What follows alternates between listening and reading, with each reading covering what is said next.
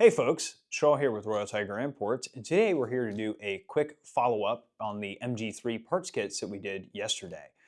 In front of me I have two MG3 receivers, the cut receivers. These are two different ones compared to last time's video, as well as we have a few more of the accessories laid out, and we went ahead and assembled one of the grip frames. So that is using a new old stock grip housing, and otherwise all of the internals from the MG3 parts kits themselves. So that is 100% functional, and let's see, if you get that to where it's locked back, that is proper. Your safety lever, or the safety button, cycles back and forth. And while we're here, let's take a quick look at some of the belts that we didn't really cover in extreme detail last time. These belts are pretty representative out of what came out of this batch. They are in good shape, and these do not have any damage. So we're making sure to inspect every single one of these links here to make sure that they're not crushed, that there's not any damage. That being said, some of them have some very light surface rust. I mean, that one in particular, you can see there's a little bit of surface stuff that needs to be cleaned. That being said, they're 100% serviceable. There's nothing damaged to the point of not being able to cycle on these. Additionally, they have let's just lay that out right here, they have some of the starter tabs. These are the little metal tabs that you start, of course, the belt with, and then they join together using that little hook going through the specialty front end of that first link there. So you can load that up, and once you push your round into place, that joins the whole thing together. Let's lay that down here, and then also let's get a close look at the ammo can itself. It's a nice, very simple ammo can. Nothing too much to be said about that other than it's just a Bundeswehr standard MG3 ammo tin. But again, totally functional, in good shape. It's overall just a pretty standard item. That being said, glad to get these in as well. Let's move on to the spare barrel carriers. So again, we didn't get a super close look at these in the last video, but I thought that I would take a moment to show you all what we're working with here. Again, just pulled these out of the box, and it's pretty representative as to what you see. They do have the sling there. It's extremely similar to at least in design, to the World War II variety. And this one in particular has some markings on the front. This is a October of 1990 production one. And you can see most of them have the NATO stock numbers stamped into them. And we've got one popped open here, so you can just take a quick look. You can see the front of the barrel would rest here. And when it clamps together like a clamshell, it holds the front of the barrel in place.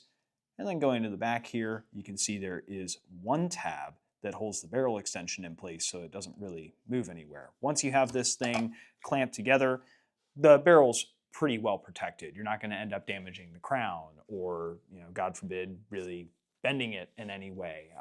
You're going to just end up having it pretty well stored. Obviously, these carriers aren't invincible, but this is a nice, easy way to carry it, especially if it's hot. You can take that out, throw it in the carrier, close it up, and you're not going to burn your hands by just carrying a barrel around. Let's go ahead and move on to the receivers real quick.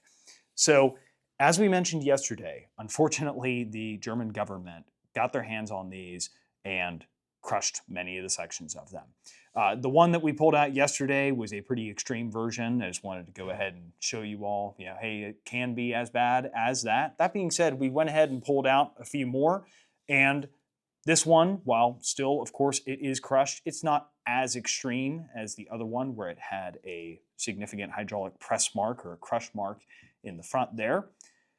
It's worth noting on the front of these, the bushing guide that is welded in, while it is a torch cut front end of the receiver, that machined bushing in there is not damaged by the torch cut. So that can be salvaged if you were to cut that out and weld that into a new semi-automatic receiver.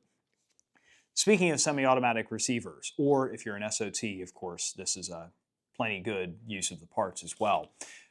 except for, of course, receiver situations. So speaking of the semi-automatic receiver question, I've seen a few manufacturers, in particular BRP, that has semi-automatic receivers, as well as some other manufacturers that have blanks for the receivers. Of course, the blanks require a little more work, and you're going to have to go through and machine any of the holes and etc. But what's cool about this particular set here is that you're working with some of the parts that are needed for a true blank. So, for example, this lug here serves two purposes. This is the pin guide for the back of the grip frame here, so you can see the pin slides in there, as well as the rear lafette mount.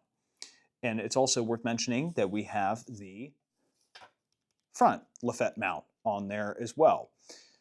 So you can salvage some of the parts off of these and put them onto a brand new blank, as well as the buffer latch pin here, you can see, or the mount, the lug for it, that can be drilled out. And then we also have in here the rear lugs for the stock attachment. So for what it's worth, while the receiver is unfortunately crushed, you can take some of the parts off that are necessary and weld those onto a blank, and then go from there. You can either be an SOT, you can be lucky and be an SOT and weld it into a MG3, the fun version of the MG3, to put it the right way, or you can build it as a semi-automatic. What's really interesting about most of the semi-automatic designs is that they use AR-15 fire control groups. And I have seen floating around the internet with the introduction of some of the FRT stuff that people have been experimenting. It's a little bit in its experimental stage right now. But people have been messing around with FRT stuff and then with the AR-15 style of the MG3 and MG42 trigger packs. Something really interesting to look into. So if you're down to take on a project like that, you can use a combination of parts, including some of the ones that you see in front of you here, and that may be something that would be really rewarding once you're done with it. In addition, one other thing I want to cover again really quickly is the zero marked both feed trays and top covers. We did talk about this in our last video, but I do want to kind of stress to people, to those who may not know, these are fairly uncommon to get in the United States. They're not impossible to find, but they are pretty uncommon to find, specifically the ones that use both the disintegrating and non-disintegrating belt links. So if you're interested in getting this, these components alone, just for the zero mark things, can go for quite a lot. So again, just something to think about for the entire set. It's worth noting that we have these and these available as well. And one other question, well, while we're at it, let's go ahead and address some of the questions that we had in the comments. We also had some people calling in and asking where we got these from. These are straight out of Germany. So for what it's worth, that's something that we would like to disclose on here. And I think that wraps up just about it for now. But if you guys have any other comments or questions or anything else that you'd like to discuss with us, feel free to contact us or reach out to us in the comments, anything like that. Thank you very much for watching. God bless.